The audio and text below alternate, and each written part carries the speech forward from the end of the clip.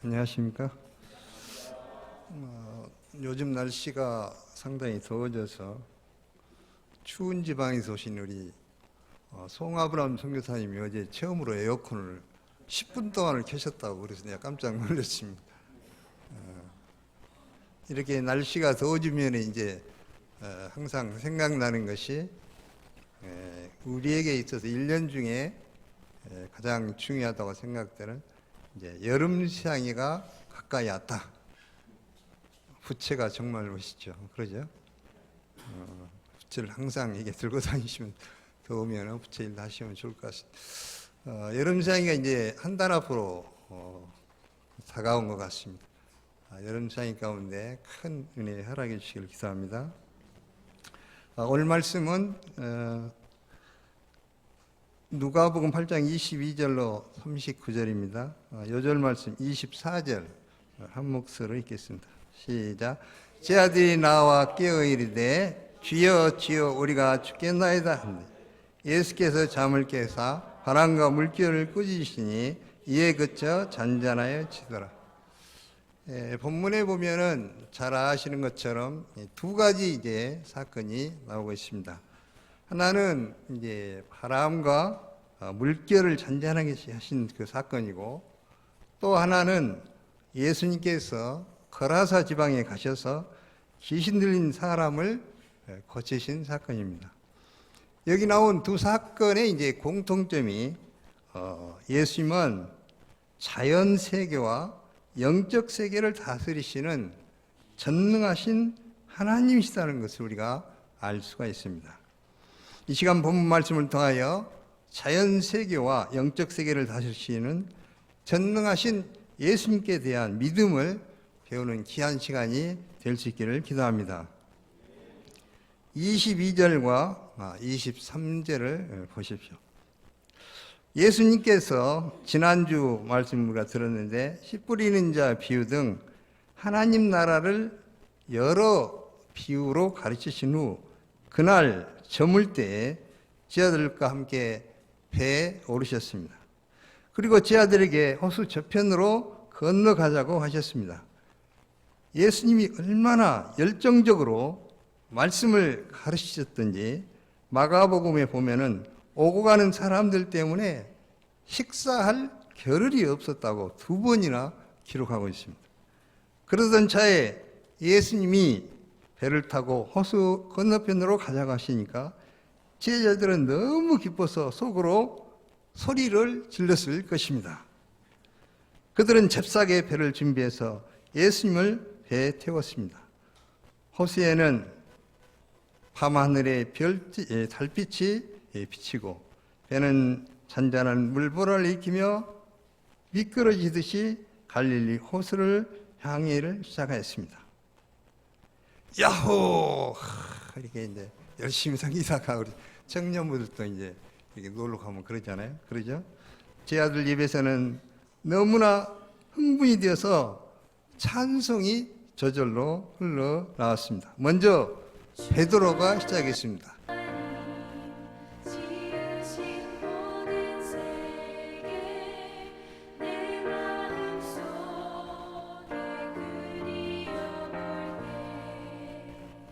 그러자 이제 안드레가 이어서 찬송가 302장을 불렀습니다.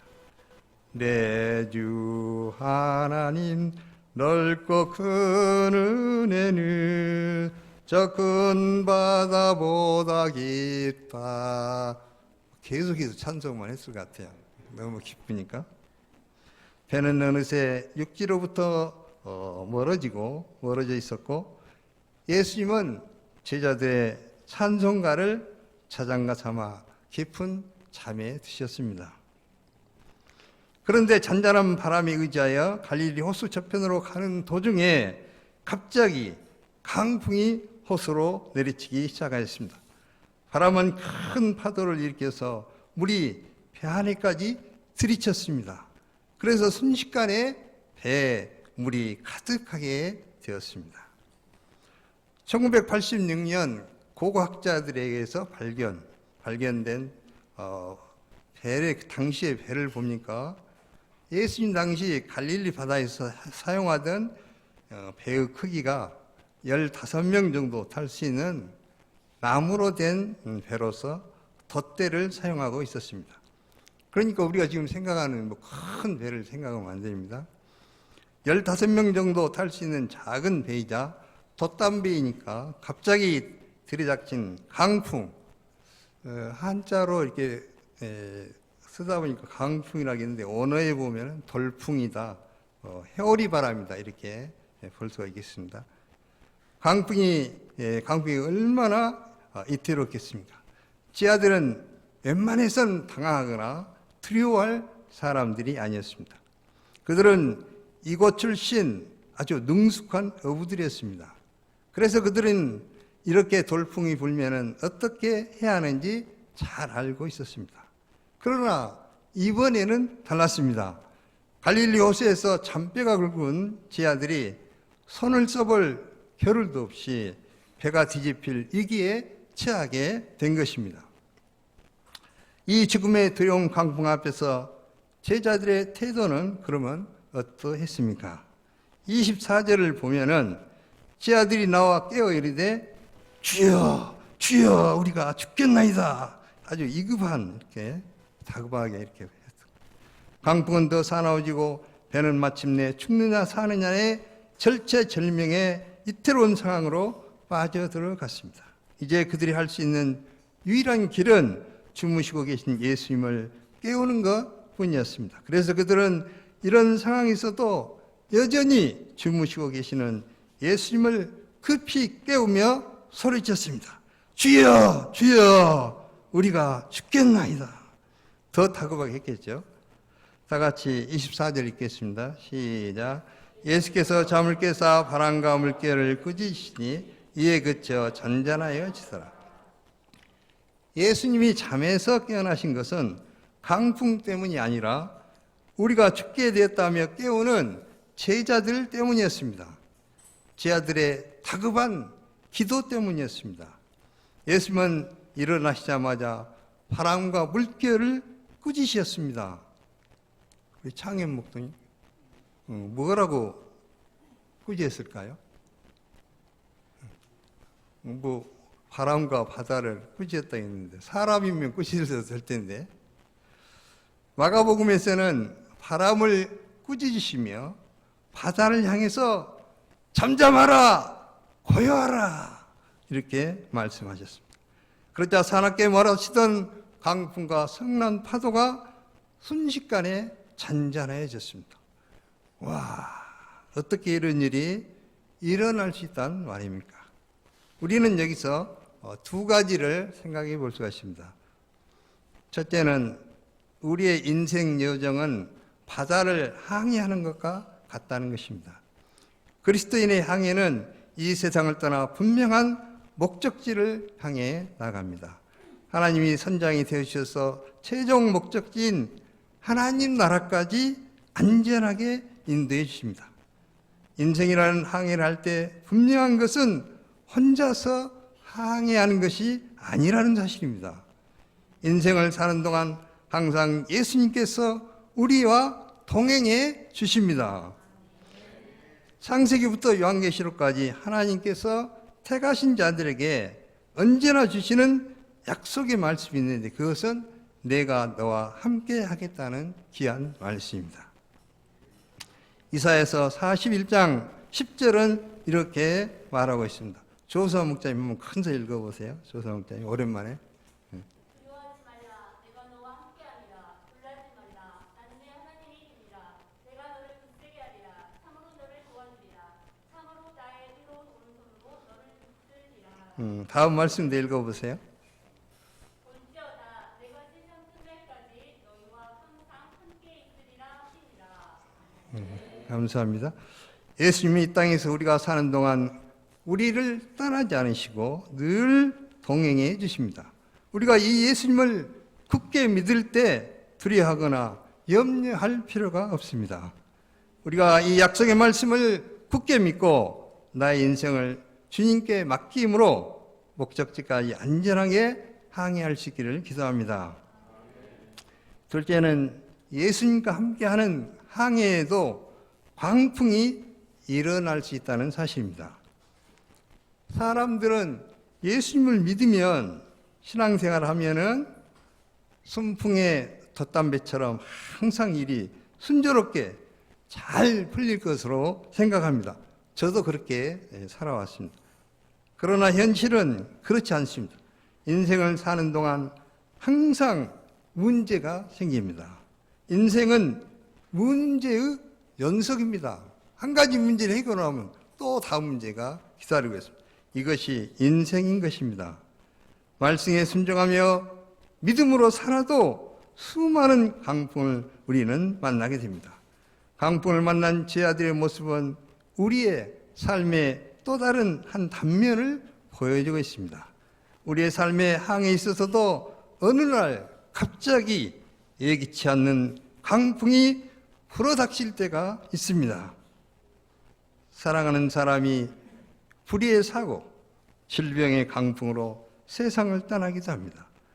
자녀가 세상의 파도에 휩쓸려 믿음을 잃고 방황하기도 합니다.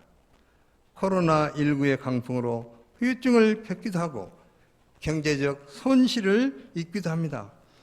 물질의 강풍, 가정 문제의 강풍, 잘 자라던 양이 떠나는 강풍, 전쟁의 강풍 등 쉴 새 없이 강풍이 우리에게 다가옵니다. 우리 학생들이나 청년들은 학업 문제나 취업, 인간관계에서 오는 강풍이 너무나 갈등이 이런 것들이 많기 때문에 강풍처럼 느껴질 때도 많이 있습니다.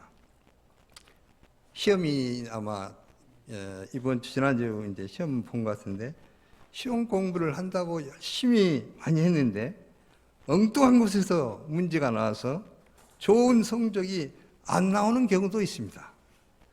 열심히 1, 2년 동안 공부를 했는데 아쉽게 한두 문제로 자격시험에 실패할 수도 있습니다.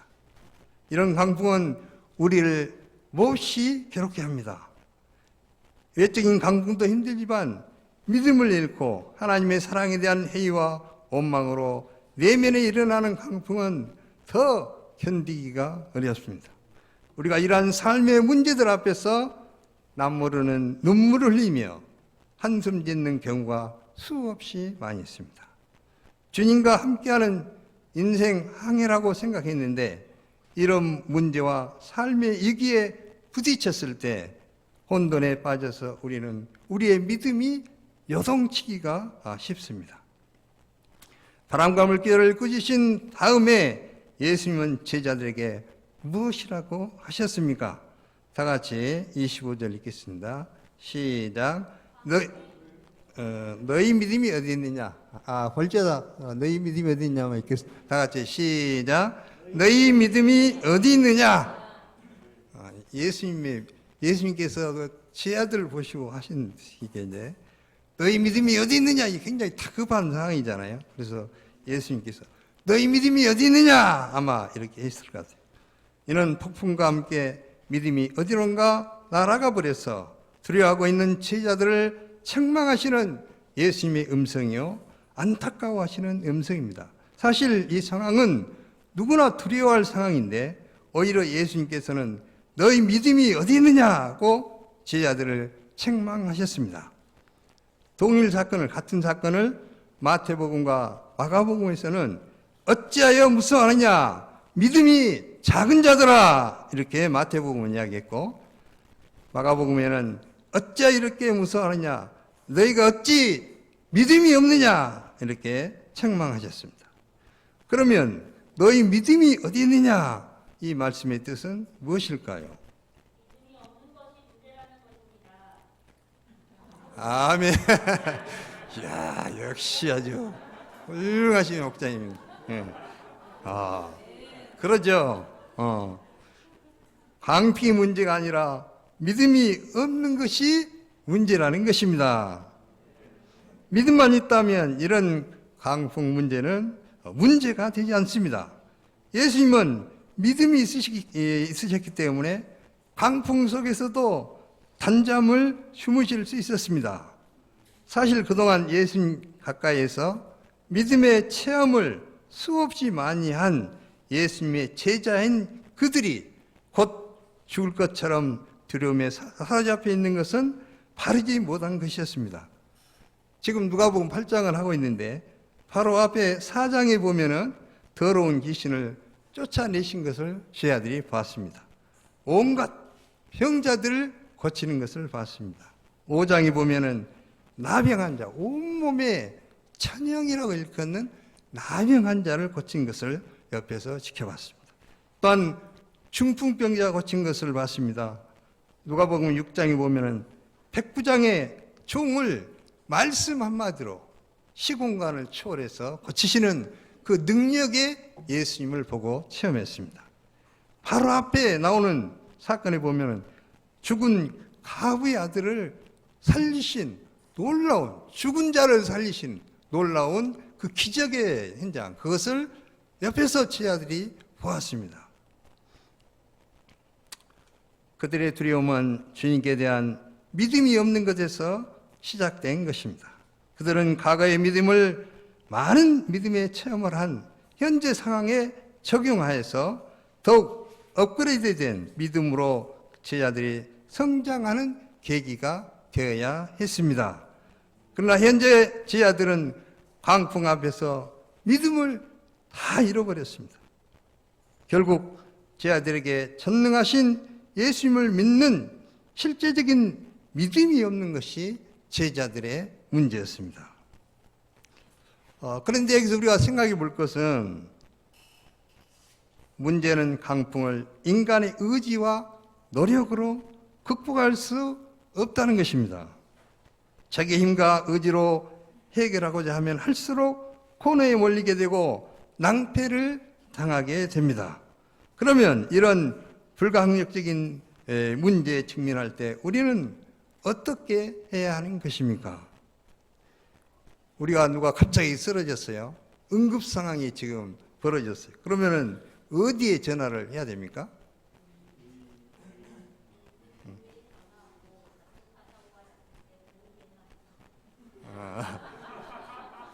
우리 창희 목사님 물어보려고 했는데 금방 어디 갔다 왔어요?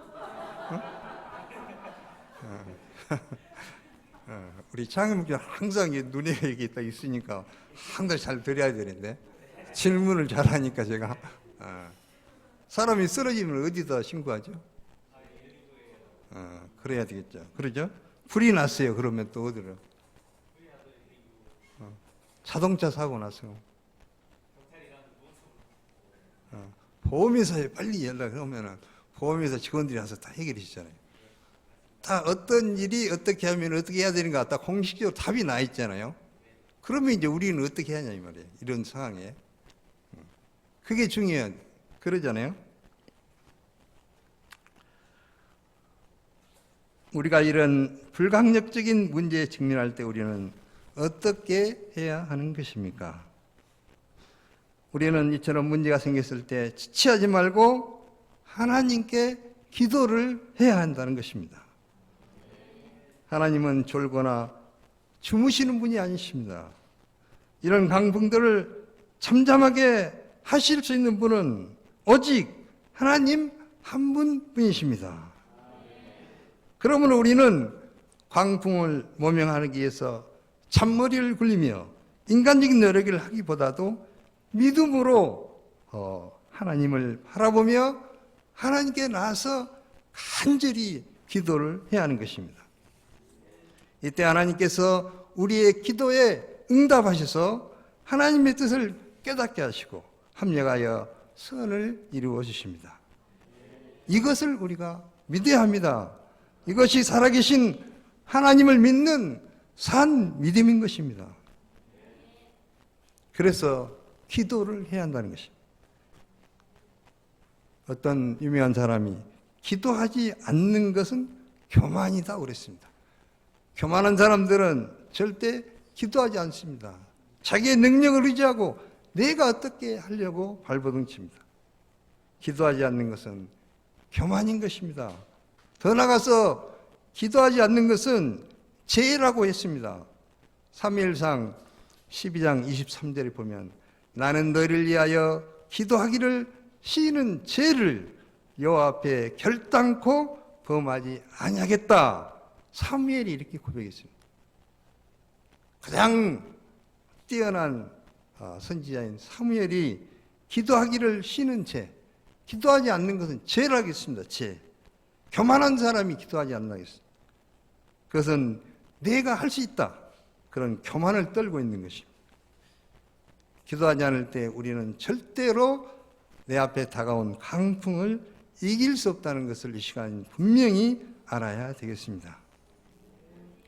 둘째, 예수님은 제 아들이 강풍조차도 믿음으로 이길 수 있는 믿음의 용사들이 되기를 원하셨습니다.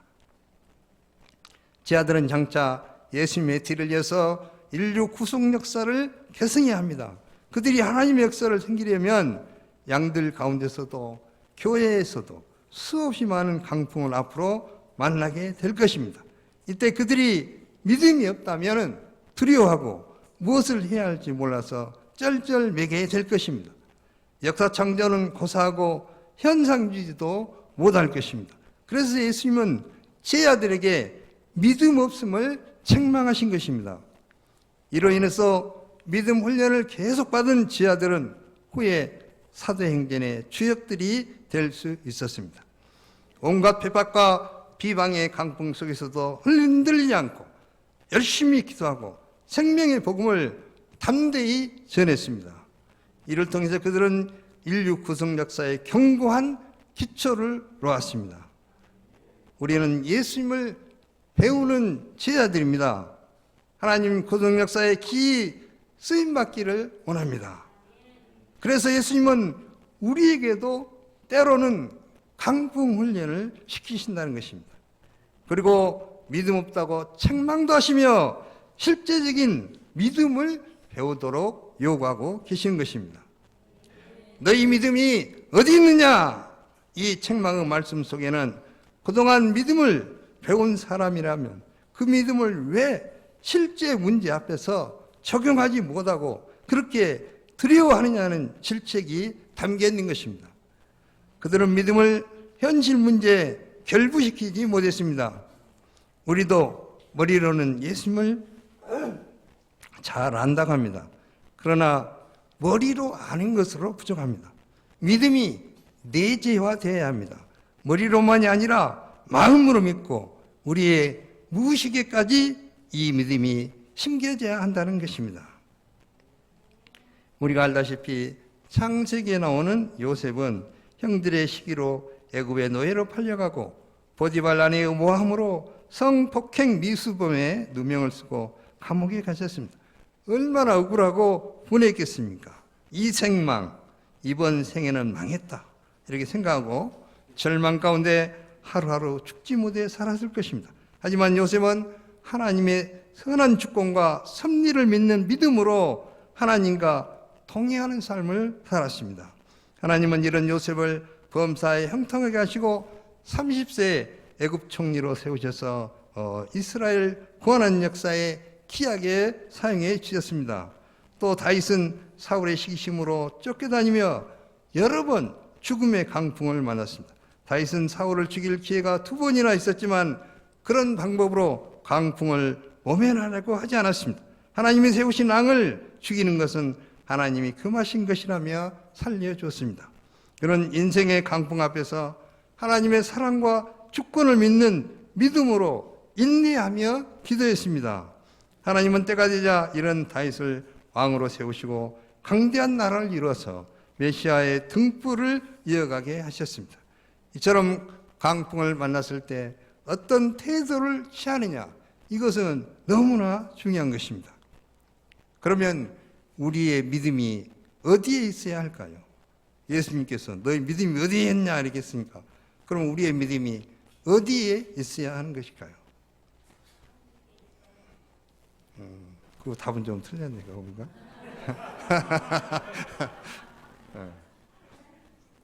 물론 하나님께 있어야 되겠죠. 근데 내 안에 살아계신 예수 그리스도께 있어야 하는 것입니다. 우리가 예수님을 영접하는 순간 예수님이 내 안에 들어오십니다. 이로써 나의 옛사람을 죽고 내 안에 하나님의 아들 예수 그리스도가 살아계십니다. 그러므로 예수님이 내 안에 계시고 예수님이 나와 한 몸이 되어 함께 하신다는 것을 우리는 믿어야 하는 것입니다. 이처럼 나의 믿음이 예수 그리스도 안에 있을 때 강풍을 만나도 흔들리지 않고 담대할 수가 있습니다. 두려워하지 않고 오히려 감사하게 되는 것입니다. 강풍은 나를 죽이게 하는 것이 아니라 유익을 주기 때문입니다. 강풍을 만날 때 자신의 무리감을 깨닫고 겸손히 하나님을 의지하게 됩니다. 자신을 돌아보고 회개함으로 이선의 가면이 벗겨지고 진실한 믿음의 사람으로 변화가 됩니다. 하나님의 말씀을 순종함으로 기도의 사람, 믿음의 사람으로 성장하게 됩니다. 예수님을 새롭게 깊이 만나는 계기가 되고 영적인 깊은 세계로 들어가게 되는 것입니다. 이것이 강풍 사건을 통해서 우리에게 주시는 메시지입니다. 이 시간 현재 나의 믿음은 어디에 있는지 돌아봐야 하겠습니다. 나의 믿음이 예수님과 말씀 안에 있어야 합니다. 우리가 어떤 강풍을 만나더라도 내 안에 계신 예수님을 신뢰하고 한마디 말씀을 굳게 붙들고 강풍과 싸워 이기는 믿음의 용사들로 성장해 나갈 수 있기를 기도합니다. 이때 제자들의 반응은 어땠습니까? 25절을 보십시오.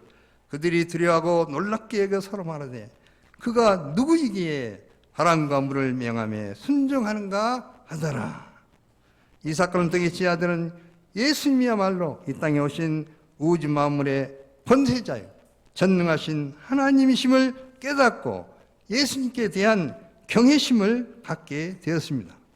무서운 폭풍과 거친 파도를 이협적인 이런 자연현상을 한마디의 명령으로 말씀으로 순종시키는 예수님은 과연 누구신가? 제자들은 이제야 예수님 자체에 관심을 가지게 됐습니다. 예수님은 진정 자연계를 지배하시는 권세자가 되십니다.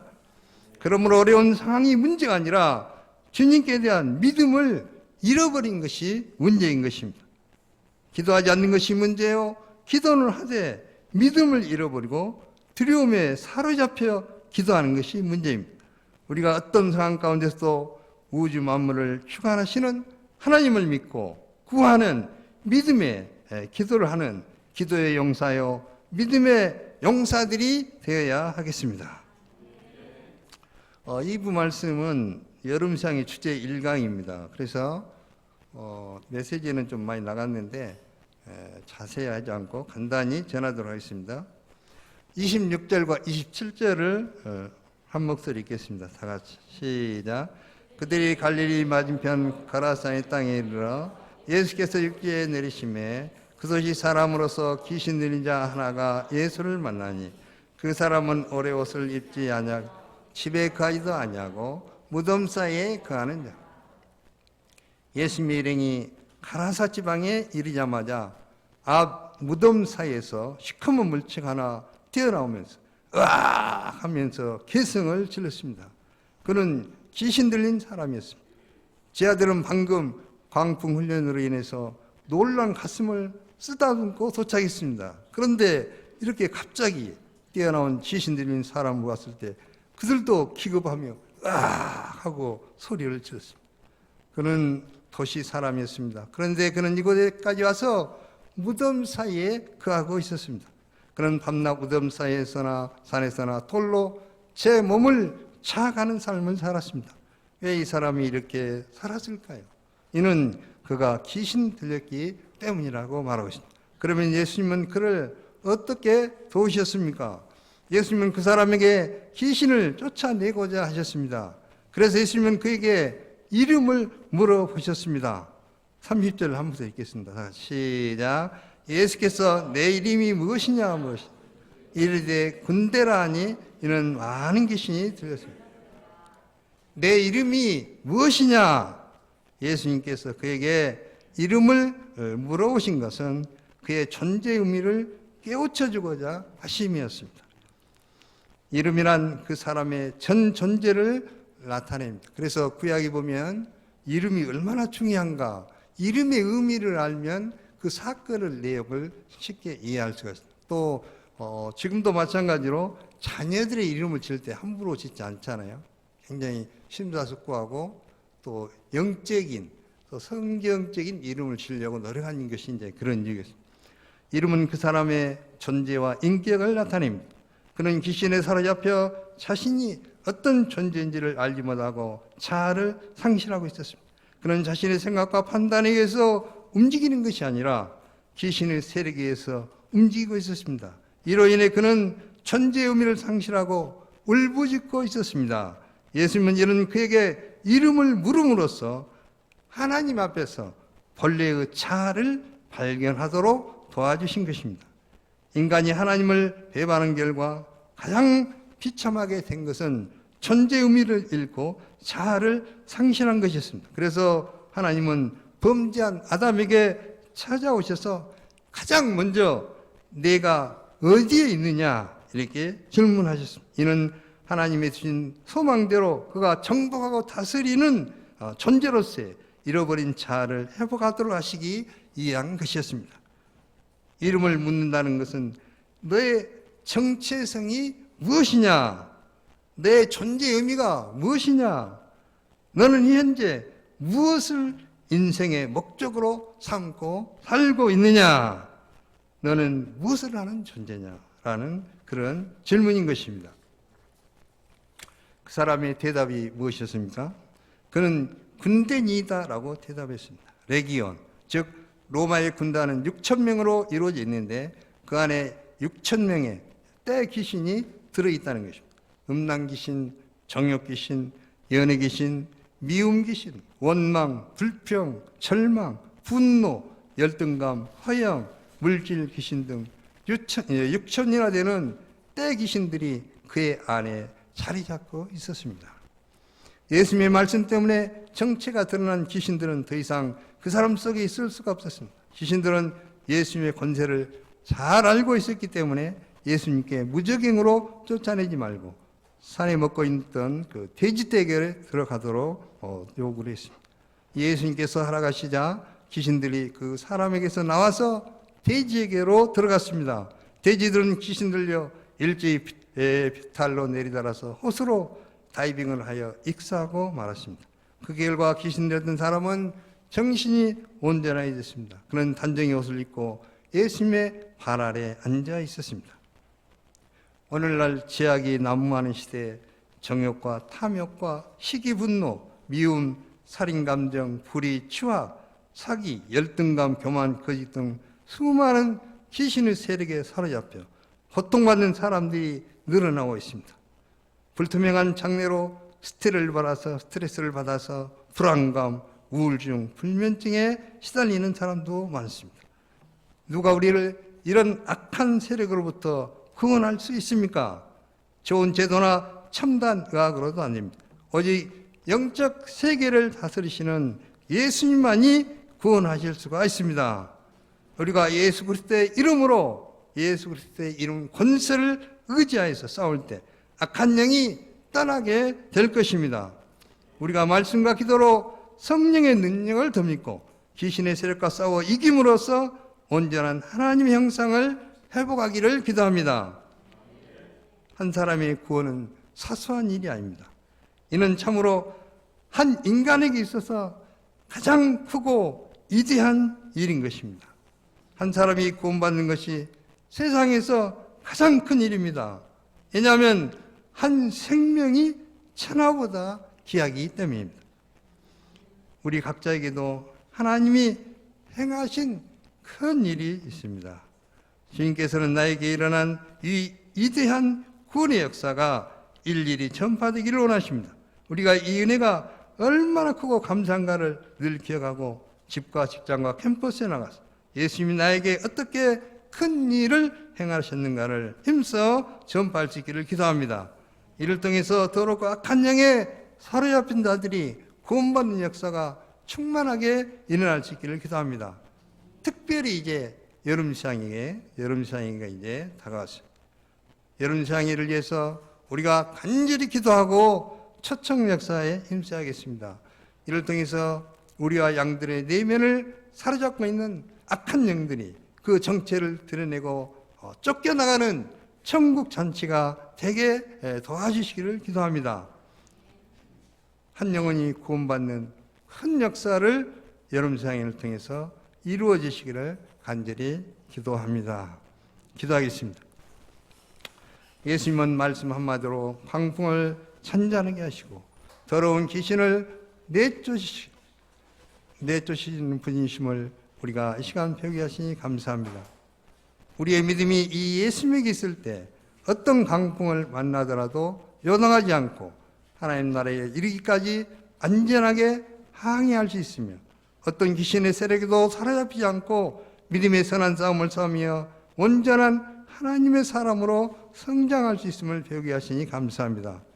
우리가 예수님을 믿고 기도함으로 광풍과 귀신을 두려워하지 않고 믿음으로 이들과 싸워 이기며 하나님 나라의 복음 역사를 하나님 나라의 복음을 증언하는 복된 인생을 살 수 있기를 기도합니다. 예수님 이름으로 기도합니다.